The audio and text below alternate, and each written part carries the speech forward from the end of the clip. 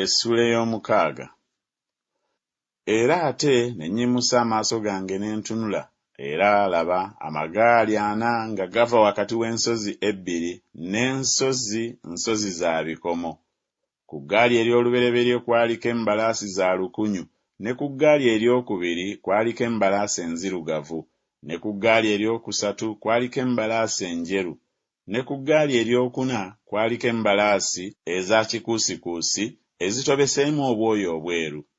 Ne nziramu ne ŋŋamba malayika eyali ayogera nange nti, ebyo biki Mukama wange?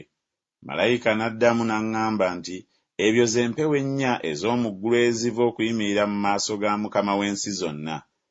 Liri eririko embalaasi enzirugavu livuddeyo okugenda mu nsi ey'obukiika obwa kkono, n'enjeru zaavaayo ennyuma waazo, n'ezitobeseemu obwoya obweru zaavaayo okugenda mu nsi ey'obukiika obwa ddyo.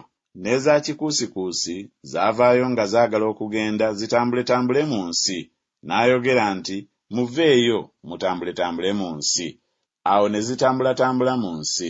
Awo n'ankoowoola n'aŋŋamba nti, laba, ezo ezigenda mu nsi ey'obukiika obwa kkono banzikakkanyirizza omwoyo mu nsi ey'obukiika obwa kkono.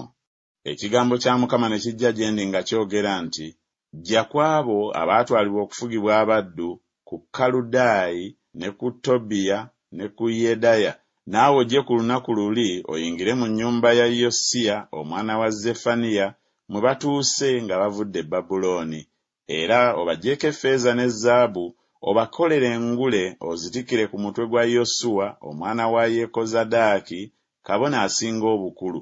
Omugambe nti, bw'ati bw'ayogera Mukama w'eggye nti, laba omuntu erinnya lye Ettabi, naye aliroka mu kifo kye ye, era alizimba yeekaalu ya Mukama.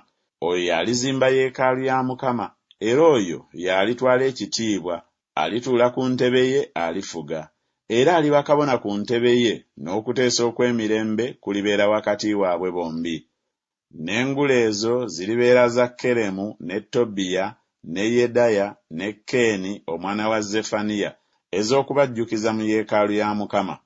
Era abaali ewala balijja balizimba mu yeekaalu ya Mukama, era mulitegeera nti Mukama w'eggye ye yantuma gye muli. N'ebyo biriba obanga mulinyiikira okuwulira eddoboozi lya Mukama Katonda wammwe.